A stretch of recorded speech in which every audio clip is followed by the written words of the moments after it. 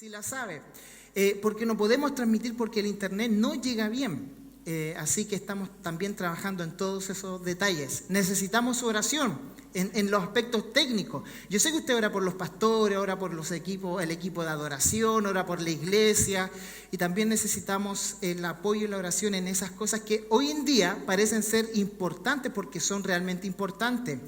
Hace 2, 4 o 6 años atrás, el tener Facebook era algo, digamos, trivial, era un método de entretención. Incluso hubieron muchos que satanizaban las redes sociales, pero todas las cosas las podemos utilizar para la gloria del Señor.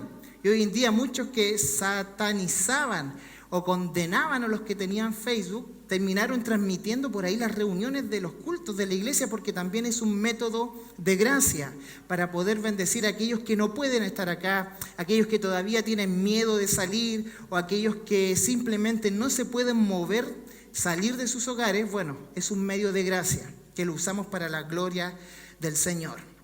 Y hablando de medios de gracia, el apóstol Pablo, ahí en Filipenses capítulo 1, versículo 6, le dice lo siguiente a la iglesia en Filipo: estando persuadido de esto. Repita conmigo: estando persuadido. Vamos, con más ánimo, hermano, con más ánimo. Vamos, estando persuadido de esto. Excelente. Después vamos a ver qué significa la palabra persuadido. Que el que comenzó en vosotros la buena obra, la perfeccionará hasta el día de Jesucristo. Bien, oremos al Señor. Padre, te damos gracias por tu palabra. Muchas gracias porque hoy podemos abrir nuestra Biblia y reflexionar en tu santa verdad, en tus pensamientos, en lo que tú quieres para nuestras vidas. Gracias, Señor, porque también podemos congregarnos, podemos estar aquí físicamente, podemos, Señor, tener quizás un poquito más de aforo con los hermanos que están en el segundo piso, utilizando por primera vez ese lugar. Gracias por todos estos regalos, por estos medios de gracia que tú has dispuesto para tu gloria. Bendice a cada familia, a cada hijo, a cada hermano, a cada madre, padre, Señor, a cada abuelo que está presente en este lugar. Queremos ser bendecidos por tu palabra, queremos ser alimentados por tu palabra, queremos ser corregidos por tu palabra. Te pedimos que por medio de tu Santo Espíritu puedas cautivar, puedas, Señor, conquistar los corazones. Creemos que toda barrera cae en esta mañana, que todo pensamiento, Señor, que atente en contra de tu verdad es sujeto por medio de tu Santo Espíritu y por tu palabra. Recibe la gloria en el nombre de Jesús. Amén y amén. Bien, para los que estuvieron viendo las transmisiones por nuestras redes sociales, recordarán que estuve predicando bastante sobre la epístola a los filipenses. Y el versículo clave de toda la epístola, el meollo del asunto que el apóstol Pablo va a tratar en adelante, es precisamente recogido aquí, en Filipenses capítulo 1, versículo 6. Este es el versículo clave para interpretar toda la epístola. En este versículo, el gran apóstol Pablo introduce y nos da señas de cuál es su confianza en el Señor. No sé si alguno de los chicos del sonido parece que se está acoplando, o idea mía, no sé, pero a veces molesta. A ver si puedes bajar quizás los parlantes de atrás, Bruno, y aquí el retorno, por favor. Bien, ahí sí. Entonces dijimos que el versículo 6 de este capítulo es una de las declaraciones apostólicas que encontramos en nuestro Nuevo Testamento, magníficas y fundamentales de toda la doctrina cristiana. Y es necesario que hoy día nosotros la podamos aprender. Es necesario que hoy usted y yo podamos ver cómo el apóstol Pablo veía a la iglesia, cómo el apóstol Pablo veía la salvación de parte del Señor y cómo el apóstol Pablo enfrentaba las grandes dificultades, los grandes problemas de la vida desde una óptica bíblica. Y esta óptica bíblica nos va a llevar a vivir confiadamente en el Señor, porque van a venir los problemas. De hecho, han venido problemas en esta pandemia. Van a llegar las dificultades, hermanos. Vamos a enfrentar muchas situaciones adversas, incluso agónicas, pérdidas muy cercanas. Vamos a perder amigos, vamos a perder trabajos por causa de Cristo y tenemos que saber cómo enfrentar todas estas situaciones. Si nosotros pudiésemos seleccionar 10 versículos del Nuevo Testamento para tatuarnos, para memorizarnos, para llevar colgando en algún lado, sin duda alguna, el capítulo 1, versículo 6 de la epístola a los Filipenses debería de estar ahí en ese lugar. Es, hermano, maravilloso. ¿Sabe por qué? Porque tenemos que entender el contexto. El apóstol Pablo, cuando nos dice, estando persuadido de esto, que el que comenzó en ustedes la buena obra la perfeccionará hasta el día de Jesucristo, cuando el apóstol Pablo escribe esto, no está en la sala de su cómoda habitación en un hotel en el Mediterráneo, sino que el apóstol Pablo está en la cárcel romana por causa de Cristo. Aquel que era perseguidor de la iglesia, el Señor lo utilizó, le cambió su mentalidad, cambió su corazón, lo hizo una nueva criatura y terminó siendo perseguido junto con la iglesia.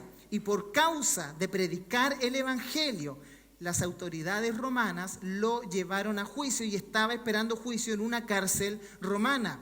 Es desde ahí que el apóstol Pablo nos dice, estando convencido de esto, que el que comenzó en ustedes, filipenses, que el que comenzó en ustedes, iglesia de Viña del Mar, la buena obra, la perfeccionará hasta el día de Jesucristo. Muchos dirán, pero el apóstol Pablo estaba seguro que iba a salir. ¿Por qué? Porque posteriormente el relato del libro de los Hechos nos dice que el apóstol Pablo sale de este encarcelamiento. Pero en este instante que el apóstol Pablo está escribiendo esto, él no sabía, no tenía idea, y de hecho lo deja claro en el capítulo 1 cuando él dice, ya sea que salga de acá o me quede acá, ustedes deben vivir para la gloria del Señor. Porque para mí el vivir es Cristo y el morir es ganancia. Precisamente Pablo dice eso porque no sabía si iba a salir con vida o si iba a morir en la cárcel romana.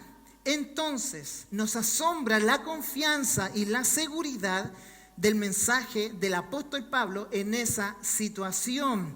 Pablo no lo estaba pasando bien. Los receptores de esta epístola, que son los filipenses, tampoco la estaban pasando bien, estaban siendo perseguidos por causa de Cristo. Pero Pablo está confiando en la obra del Señor sobre sus vidas. Él sabe que nada ni nadie puede detener lo que Dios ha iniciado. Pablo sabía que no había autoridad romana, no había autoridad judaizante, no había potestad en el aire que pudiese detener la obra del Señor. Y eso tenemos que tenerlo muy claro. Pero, ¿cómo se llega a ese nivel de fe? No sé si ustedes han visto los Juegos Olímpicos en estos días que lo han transmitido, ¿cierto? ¿Cómo se llegan a esos físicos, ¿cierto?, con casi 0% de grasa corporal? ¿Cómo se llega a correr 100 millas o 100 metros en 9,70 milésimas de segundo, como lo hizo en el día de hoy un italiano en la mañana? No sé alguien si tuvo tiempo para prender el televisor. Bueno, se llega entrenando, esforzando y confiando que en lo que uno está haciendo, en lo que uno está invirtiendo el tiempo, va a traer frutos y va a traer una cosecha eternamente, como los deportistas de alto nivel lo hacen. ¿Cómo nosotros podemos llegar a ese nivel de confianza que tenía el apóstol Pablo? Porque seamos honestos, pocos de los que estamos aquí podemos decir, para mí el vivir es Cristo y el morir es ganancia en medio de una crisis, en medio de una enfermedad, en medio de un terrible problema. Somos pocos y de hecho quizás hasta yo no me pueda incluir porque esto es un ejemplo de vida para Cristo. ¿Cuál es la explicación de esta confianza que posee el apóstol Pablo? Bueno, lo que explica la confianza del apóstol es la siguiente. El apóstol tiene una clara comprensión de la naturaleza de la vida cristiana. su entendimiento de lo que sucede cuando un hombre y una mujer se vuelven creyentes en Cristo. El apóstol Pablo entendía a la perfección lo que ocurre cuando el viejo hombre muere y la naturaleza de Cristo, la naturaleza celestial, viene a nuestra vida, el nacer de nuevo, porque el que está en Cristo, nueva criatura es. Las cosas viejas pasaron, ¿cierto? Son todas las cosas hechas nuevas. Entonces esa naturaleza, esa nueva criatura, el apóstol Pablo comprendía cómo funcionaba aquello. En otras palabras, es su profundo conocimiento del plan de salvación de Dios lo que lleva el vivir a este nivel de fe como el apóstol Pablo lo vivió. Creo que todos tenemos que admitir, hermanos, todos tenemos que admitir que en cierto grado es nuestra incapacidad muchas veces de entender la vida cristiana, de entender la salvación que nos lleva a nosotros a grandes preocupaciones, a grandes abatimientos, a falta de gozo y a sufrir angustias en este mundo. Cuando no comprendemos, cuando creemos que ir a la iglesia es ocupar una silla, ¿cierto? O cantar y salir como si nada hubiese pasado, es ahí cuando viene la crisis, viene el problema, la angustia que podemos experimentar, y es ahí donde nuestro fundamento es probado. Y muchas veces somos como aquel hombre insensato que habla Jesús en Mateo capítulo 7, donde viene la tormenta y la casa se va por completo en la tormenta porque estaba edificada sobre la arena. Pero ahora estamos aprendiendo cómo edificar sobre la roca. Ahora, hermanos, vamos a tratar de comprender lo que el apóstol comprendió y que le dio tanta seguridad, confianza y esperanza para enfrentar en los momentos más difíciles de su ministerio. Pablo dice que el cristiano es alguien que en quien se está llevando a cabo una buena obra. Para entender esto, usted y yo, hermanos, tenemos que ser conscientes de algo. Hay una buena obra llevándose a cabo en nuestra vida. Hay una buena obra que Dios está llevando a cabo en cada uno de nosotros. Eso hay que tenerlo claro. Y para lograr entender esta maravillosa verdad, vamos a ver 2 puntos para aquellos que están anotando, que los veo con el lápiz. Punto número 1, ¿quién es el autor de esta obra? Y punto número 2, ¿cuál es la naturaleza de esta obra? Muy bien, vamos a ver el punto 1 rápidamente. El autor de esta obra. Pablo dice lo siguiente: estando persuadido de esto, que el que comenzó, subraye eso, el que comenzó en vosotros la buena obra, la perfeccionará hasta el día de Jesucristo. Fíjese, el que comenzó tan buena obra en la vida de los filipenses no fue el apóstol Pablo. Tampoco fueron los filipenses que comenzaron esta buena obra en la ciudad de Filipos. Entonces, ¿quién es? ¿Quién es quien comienza esta buena obra en la vida nuestra, en los miembros de la iglesia, en la vida del apóstol Pablo? Bueno, la respuesta es obvia. No puede ser otra respuesta que no apunte a Dios mismo. La Biblia, hermanos, no debate quién comienza la buena obra en la vida del creyente. La Biblia no pone en tela de juicio quién es el que inicia la salvación en nuestras vidas y en nuestros corazones. Lamentablemente nosotros sí debatimos y ponemos en juicio la interpretación bíblica, pero la Biblia es clarísima en determinar que es Dios quien comienza la buena obra en la vida del creyente. Es Él quien inició la salvación en mi vida. Nosotros creemos y la Biblia estipula que el hombre está muerto en delitos y en pecados, y todos aquellos que están sin Cristo están espiritualmente muertos. Un muerto no puede iniciar nada. Un muerto no siente hambre y saca su celular para pedir, ¿cierto?, por pedido ya, para que le lleven una pizza al cementerio. Un muerto literalmente está muerto. Por eso es que la Biblia dice que Él nos ha dado la vida, una vida eterna y una vida en abundancia. ¿Y por qué nos ha dado una vida eterna y una vida en abundancia? Porque estábamos muertos en delitos y en pecados. Por ende, Cristo es la vida en nuestra vida. Él es quien nos vino a restaurar. Él es quien vino a resucitarnos del pecado que nos tenía completamente muertos. La Biblia, hermanos, evidencia que la salvación en su conjunto y en su totalidad es obra de Dios de principio a fin. La palabra de Dios declara que todos estamos muertos en delitos y en pecado. Efesios capítulo 2, Pablo lo dice y lo profundiza de manera maravillosa, y por causa del tiempo no podemos ir y profundizar ahí, pero anótelo y léalo en su casa. Efesios capítulo 2, lea por completo lo que el apóstol Pablo dice en cuanto a la vida espiritual del hombre sin Cristo.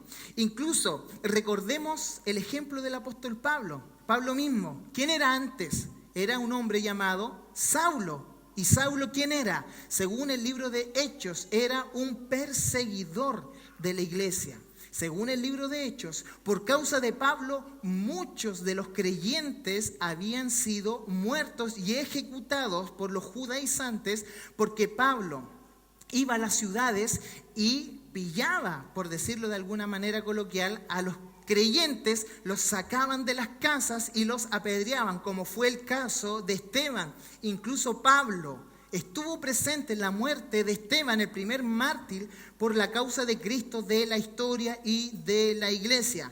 Pero ¿qué le ocurrió a Pablo? Pablo sintió de la noche a la mañana cambiar. Pablo un día despertó de buena y dijo: me voy a ser cristiano, voy a tomar la decisión de seguir a Cristo. No. ¿Qué le pasó a Pablo? Iba camino a Damasco para seguir persiguiendo la iglesia, y fue Cristo mismo que lo botó de su montura. Ahora no voy a decir si eran caballos o no, porque siempre escuchamos que fue Dios quien botó a Pablo del caballo, pero la Biblia nos dice si eran caballos, quizás eran camellos, pero no importa. La cosa es que iba montando algún animal y fue Cristo quien lo botó de la montura. Cayó al suelo y le dijo: ¿por qué me persigues? Saulo, Saulo, ¿por qué me persigues?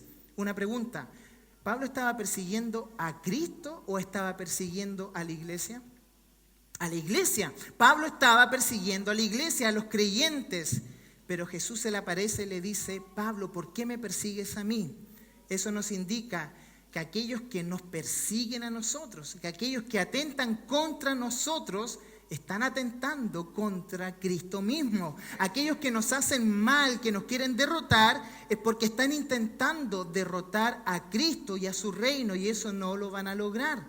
Hermano, eso no lo va a lograr nadie, si ni Satanás pudo lograrlo. Y Cristo fue y derribó las potestades y las humilló públicamente, menos lo van a hacer con Cristo. Por eso Pablo perseguía a los cristianos, pero él no sabía, con la chichita que se estaba curando, término chileno para los hermanos extranjeros, no sabía con quién se estaba metiendo, ¿ya?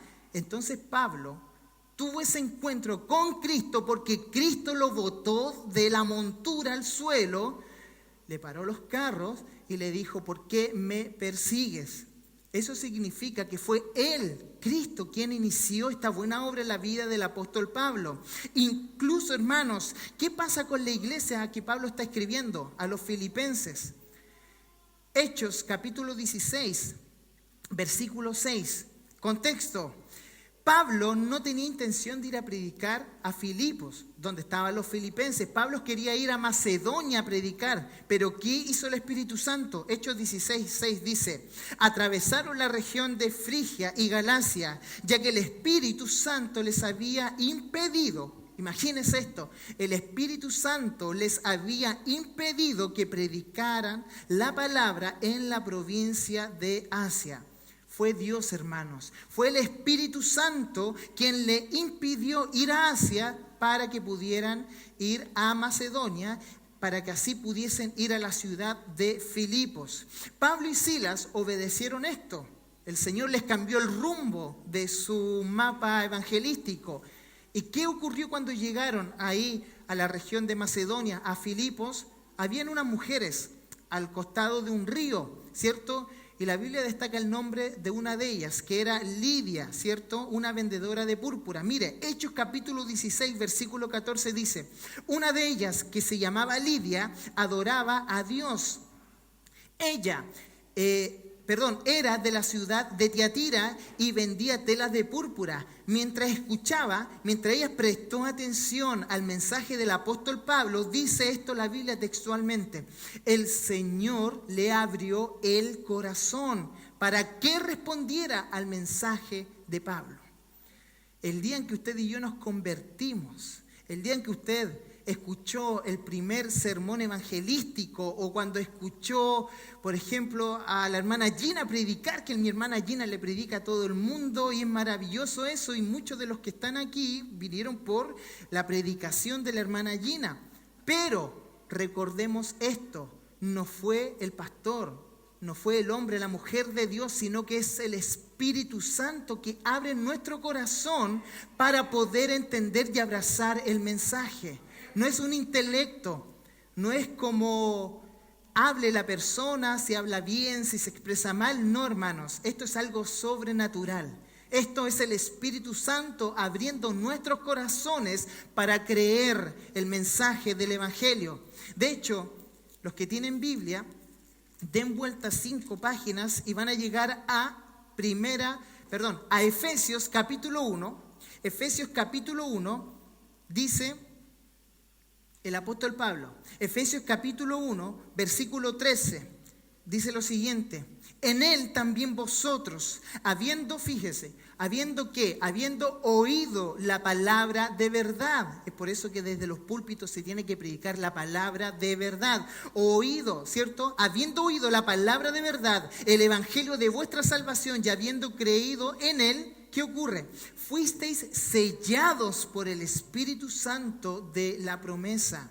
El Espíritu Santo viene por medio de la predicación del evangelio. Es por eso que no miren menos cuando usted hable de Cristo a una persona. El Espíritu Santo está presente en aquel lugar cuando el mensaje, el evangelio es expuesto. Cuando usted abre su boca y declara que Jesucristo es el Señor a la vida de un inconverso, hermanos, es el Espíritu Santo ejerciendo la obra. Es el Espíritu Santo llenando, es el Espíritu Santo sellando el corazón del no redimido. Podemos ver, hermanos, que Lidia no quedó impresionada, que Pablo no manipuló la situación. Simplemente Pablo predicó y Dios le abrió el corazón a Lidia. Y eso lo dice la Biblia. La Biblia es clara, hermano. No hay nada ni nadie, a excepción de Dios mismo, que pueda sacar al hombre de las profundidades del pecado. Es solo Dios que puede hacer esa obra. Pablo dice en Efesios también, capítulo 2, verso 10, dice: porque somos hechura suya, creados en Cristo Jesús para buenas obras. Pero me quiero detener en esa palabra. Porque somos hechura suya. Repita conmigo ahora: creados en Cristo Jesús. ¿A qué se refiere Pablo cuando dice creados en Cristo Jesús? ¿Se ha detenido ahí? Bueno, el apóstol Pablo está diciendo que Él es el creador de nuestra vida, que Él es el creador de nuestra naturaleza divina, que Él es el creador y el iniciador de la vida del creyente. Él es el creador, Él es el artífice, Cristo es el formador, es Él quien ha iniciado una buena obra en nosotros. Y esto no se detiene ahí, porque Él no solamente la inicia, sino que también es quien la continúa. Jesús, por medio de su Santo Espíritu, trabaja de principio a fin en nosotros. Él es quien inicia la buena obra. Él es quien te trajo en esta tarde a este lugar para que oyeras el Evangelio.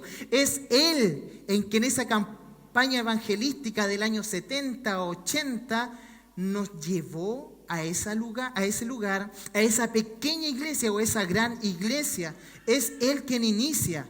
Pero sabe que también es Él quien continúa perfeccionando aquella obra. Pablo dice: el que comenzó en vosotros la buena obra, la perfeccionará hasta el día de Jesucristo. En otras palabras, el que comenzó en vosotros la buena obra, continuará con ella hasta que se haya completado, perfeccionado hasta el fin de los tiempos. Hermanos, Dios no se limita a iniciar la obra y la abandona en medio del camino, sino que Dios inicia la obra y la continúa hasta el día de Jesucristo. Él nos guía, hermanos. Él nos corrige en la vida, en el día a día. Él nos pone limitaciones. Él nos dice, detente acá, pero también Él nos empuja a seguir porque es Él guiando por medio de su Santo Espíritu la vida del creyente. En otras palabras, tu vida, hermanos, nuestra vida, es el resultado de la acción y de la actividad de Dios en nosotros. No podemos verlo desde otra perspectiva. Nosotros somos el resultado de la actividad de Dios. Usted y yo somos el resultado de la acción de Dios de iniciar, ¿cierto?, esta buena obra. Tú no estás en la iglesia como resultado de la idea de un hombre. Tú no estás en la iglesia sentado aquí oyendo este mensaje por el resultado de algo humano. No, esto, hermanos, no se trata de una inspiración de moralidad para poder venir a la iglesia. No se trata de que nos metan miedo por el tiempo en que estamos viviendo como sociedad y decir mejor me voy a congregar. No, hermanos, el cristianismo no se trata de lo que el hombre pueda hacer, sino que se trata de principio a fin de la obra de Dios en la vida de seres humanos. Es Dios quien está obrando, es Dios quien nos está llenando, es Dios quien trabaja en medio de la crisis, de las crisis matrimoniales, de las crisis familiares, de las crisis económicas. Es Dios quien está trabajando en ese lugar, en ese momento donde duele, ¿cierto? Donde nos caen lágrimas, donde nos arrepentimos, donde lloramos y no le decimos a nadie, podemos ver y sentir la presencia de Dios obrando a nuestro favor. En otras palabras, hermanos, la Santa Trinidad, Dios Padre, Dios Hijo y Dios el Espíritu Santo ejercen esto. ¿Cómo? Bueno, Dios el Padre es quien inicia la obra. Dios el Hijo la perfecciona y hace posible esta obra en nosotros porque Él fue a la cruz por nosotros y es el Espíritu Santo quien la aplica y la hace y la pone en lo más profundo de nuestras almas. Es Dios de principio a fin. Es Él quien comienza la obra. Y para ir concluyendo, vamos a ver ahora la naturaleza de esta obra. Bueno, el que comenzó dice Pablo, en vosotros la buena obra. De lo que Pablo está hablando aquí es del nuevo nacimiento, de la regeneración del creyente, de la nueva criatura. Lo que le sucede, hermanos, al cristiano no es simplemente una mera reforma o una mejora superficial de nuestras actitudes. El Evangelio no se limita a cambiar al hombre y hacerle un poquito mejor que antes. El Evangelio no viene a sacar la mejor versión de nosotros, sino que el Evangelio viene a cambiarnos por completo en nuestra naturaleza. El Evangelio no nos maquilla. Aunque la mona se vista de seda, dice el dicho, mona va a quedar. Pero el Evangelio no trabaja así, sino que el Evangelio viene a formar, a crear una nueva criatura. No es que nos tome tal como estamos, ¿cierto? Y dice, ya, si tampoco estáis tan mal, pero te falta esto y listo, es la vida del creyente. No, hermanos, porque estábamos muertos en delitos y en pecados. Es como maquillar un cadáver. Cristo nos vino a dar vida. Él vino a cambiar nuestra manera de pensar por completo. Él vino y cambia nuestro corazón. Él vino y cambia nuestra mente. Y por eso dejamos de hacer las cosas que antes hacíamos y nos gozábamos en el pecado, ¿cierto? El Evangelio, hermanos, es una obra vital que Dios lleva a cabo en el alma, en la esencia y en el corazón mismo de la persona. El Evangelio, en otras palabras y en palabras muy prácticas, el Evangelio es la vida de Dios en el alma del hombre. Por esa razón, el Evangelio es el cambio más profundo que podemos vivir como sociedad y como personas. Para cambiar la sociedad necesitamos a Cristo. una reforma, una reformita o una nueva constitución. Ya sé que usted está a favor o en contra de lo que se está haciendo en la convención, ¿cierto? La política, la ciencia o la filosofía no va a cambiar nuestra naturaleza. No nos va a acercar al cielo, sino que es Cristo en nosotros la esperanza de gloria. Es Cristo en nosotros obrando, hermanos. Primero, Dios nos despierta en nuestra realidad. El Espíritu Santo actúa sobre nosotros y nos hace sentir culpables por algo. El Espíritu Santo nos despierta a una necesidad. Viene un avivamiento a nuestros corazones. Comenzamos a vernos tal cual como somos, con nuestros pecados, con nuestro defecto, y de repente el Espíritu Santo nos apunta a la cruz y nos dice: ahí está tu salvación.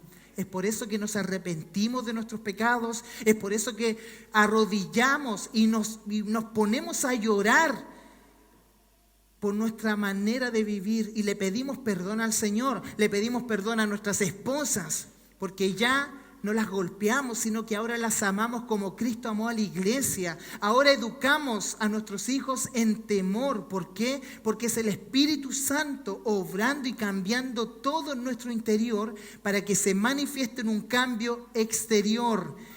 Y ahí, cuando ocurre eso, viene el milagro más grande de todos, hermanos.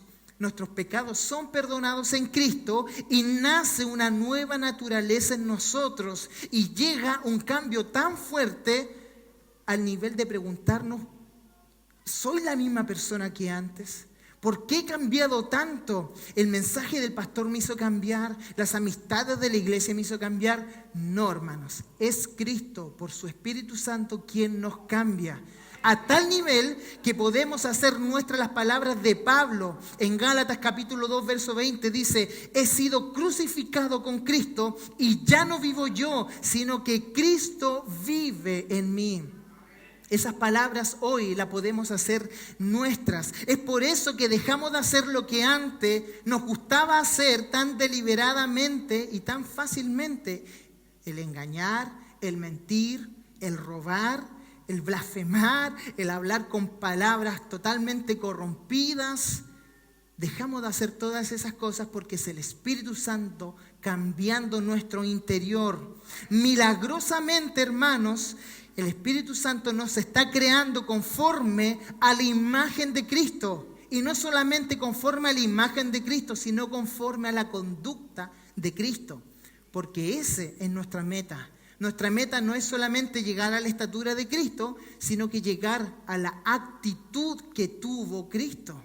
Porque una cosa es hablar como Cristo hablaba, pero otra cosa es actuar como Cristo actuaba. Es responder como Él respondía ante sus adversarios, ante sus enemigos. Es por eso que en nuestras vidas aparece esta palabra: el nuevo hombre o la nueva creación, ¿cierto? Tanto de hombres como mujeres. Y necesitamos congregarnos. Y el Señor coloca un peso en nuestro corazón de congregarnos. Porque antes el domingo prefería estar acostado, prefería estar dormido, prefería estar viendo, ¿cierto?, estos programas que dan de Chile, del extranjero, etc. Pero ahora, el domingo por la mañana, hay una necesidad profunda en nosotros de congregarnos, de a pesar de que no me ha ido bien, yo necesito estar en la casa del Señor, de a pesar de que estoy enfrentando una situación tan horrible que nadie más la conoce, sino que solamente Dios la conoce, yo prefiero estar en la casa de mi Dios. Y podemos hacer nuestras las palabras del salmista en el Salmo capítulo 24, Salmo capítulo, me equivoqué, es el Salmo 27, verso 4, ahí sí. Salmo 27, verso 4, el salmista declara lo siguiente: una cosa he demandado a Jehová, esta buscaré, que esté yo en la casa de Jehová todos los días de mi vida, para contemplar la hermosura de Jehová y para inquirir en su templo. Esas palabras no las pronuncia cualquiera. Esas palabras las produce, las provoca, las pronuncia y las vive solamente alguien que ha sido transformado por completo por el Espíritu Santo del Señor. Y hermanos, imagínense esto, la iglesia como un taller donde hay un maestro, donde hay alguien que está, donde hay un artista. El Espíritu Santo viene a este lugar cuando estamos nosotros como un artista. ¿Por qué? Bueno, porque en este lugar los cristianos somos transformados, somos corregidos, como con el pincel, ¿cierto?, de un artista en la piedra, va quitando nuestras imperfecciones y podemos llegar a ser el producto del artista en este taller llamado iglesia. No es que la obra sea una vez y listo, no, necesitamos congregarnos siempre, necesitamos estar orando, adorando en todo momento. Dios prosigue con su obra en nosotros y todo, hermano, lo que sucede alrededor de nuestras vidas es parte de este gran proceso llamado la obra de Dios. Quizás en nuestro día a día nos encontramos con traiciones, con engaños, con decepciones, con enfermedades, incluso con la pérdida misma de seres queridos. Pero, hermanos, en un futuro todas estas cosas las podremos mirar como parte de este gran proceso llamado la obra de Dios. Y lo que Dios hace es bueno, y lo que Dios hace es abundantemente bueno. Tenemos que considerar esto, hermanos, al punto de decir: no entiendo lo que estoy viviendo, no entiendo esta etapa, esta época de mi vida, pero sé que detrás de toda esta situación, que detrás de todo este problema, esta angustia que estoy enfrentando, está Dios moviendo todas estas circunstancias para mi bien mayor. Es así que todas las cosas nos ayudan a bien. Palabras del apóstol Pablo. Ahora, no importa, hermano, lo que nos esté sucediendo actualmente. Claro, usted dirá: pero pastor, usted no tiene idea de lo que estoy viviendo, no tiene pero la menor idea de lo que he tenido que atravesar estas semanas, pero aún así yo también le puedo decir: ustedes tampoco saben lo que yo he tenido que atravesar en este último tiempo, porque nuestro Facebook, nuestras redes sociales se llenan de cosas bonitas, pero no se llenan muchas veces de la realidad interna que hay en nosotros. ¿Por qué? Porque nos gusta contar las ganadas nomás, cuando nos va bien, cuando hay éxito, cuando está esa bendición que se puede visibilizar. Pero las pérdidas, el dolor, la tragedia, eso no nos gusta hacerlo público.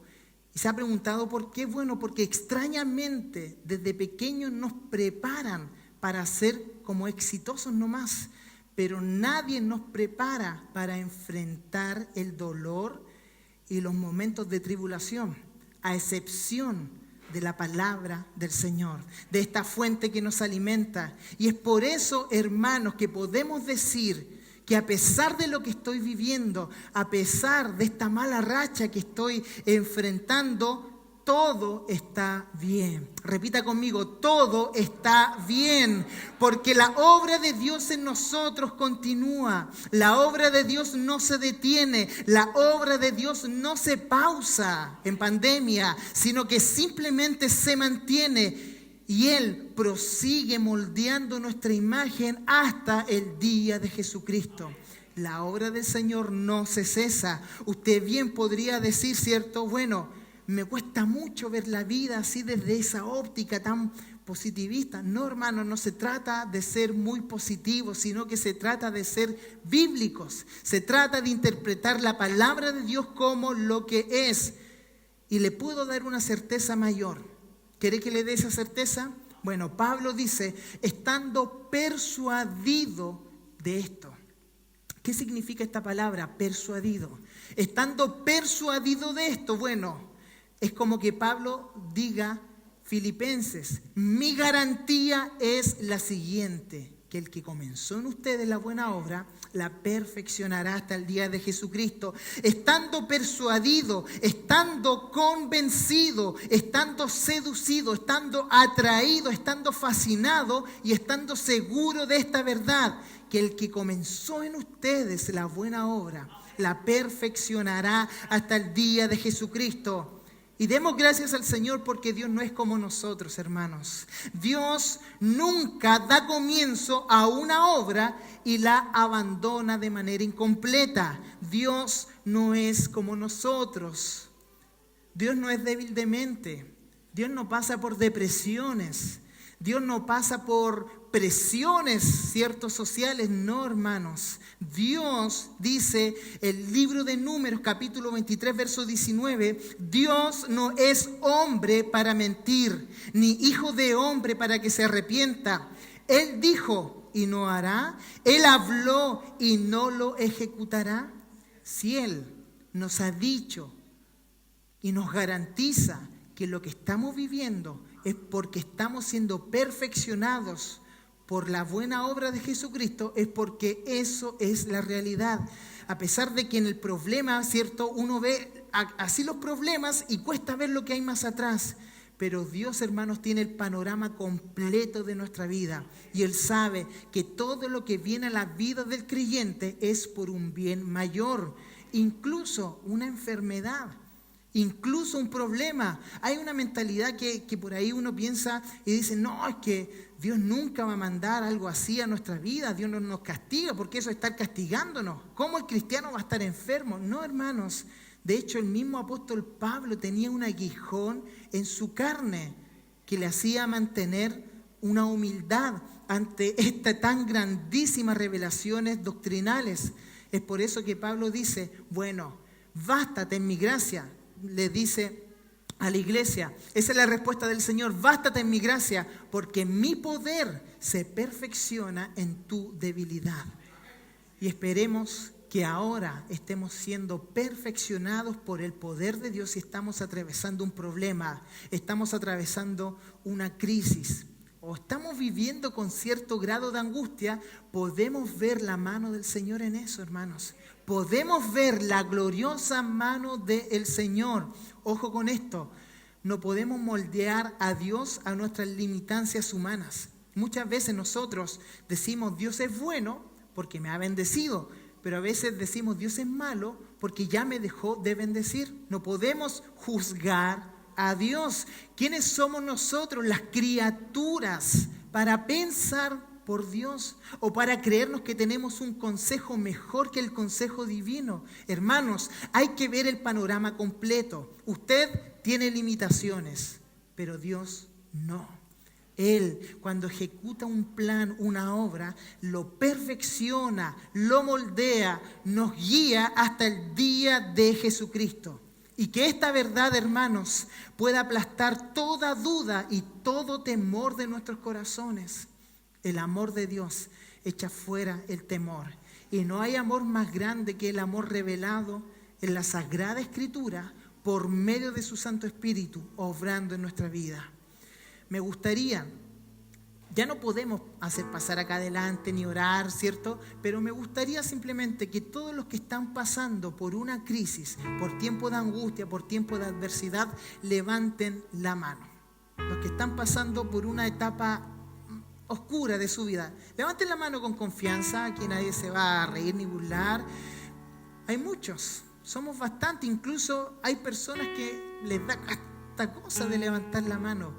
Pero te quiero decir algo, es Dios obrando en el problema, Dios obrando en la dificultad, es Dios obrando en la crisis, es Dios trabajando y moldeando nuestro carácter.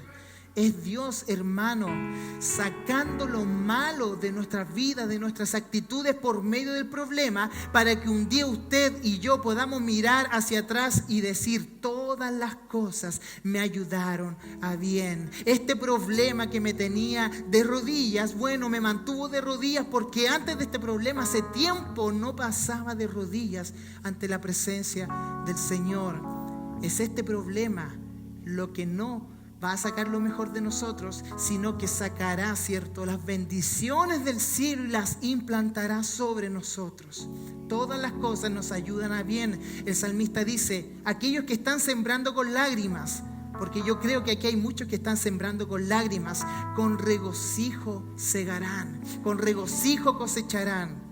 Y eso es lo que nos dice la palabra del Señor. Incline su cabeza donde está. Padre, te damos gracias por tu palabra. Gracias por tu verdad. Gracias porque hay una obra que se está llevando a cabo. Hay una obra que tú estás ejecutando. Hay una bendita obra que se está manifestando en nuestras vidas. A pesar de que no puedo ver tu mano, a pesar de que la dificultad ha cegado mi entendimiento, a pesar de que el problema y la crisis me ha sacado lágrimas y desesperación espiritual, creemos que es tu mano obrando en nosotros. Es tu obra. Tú eres quien ha comenzado la buena obra en cada uno de nosotros, en cada familia, en cada individuo de este lugar.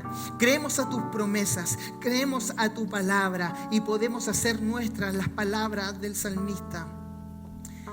Aquel que ha sembrado con lágrimas, con regocijo va a cosechar. Cada lágrima sembrada en este proceso vendrá a ser un fruto de gozo, un fruto de paz en mi vida. Y cuando llegue aquel día, Señor, voy a dar testimonio de ti, porque en medio del dolor, en medio de la dificultad, aún así te adoro, Señor. No esperemos salir de la crisis para adorar, sino que en crisis o sin crisis nuestras manos son exaltadas al Dios del cielo, al Dios que es bueno en todo momento, al Dios que es santo, al Dios que es eterno, al Dios que es justo en su juicio.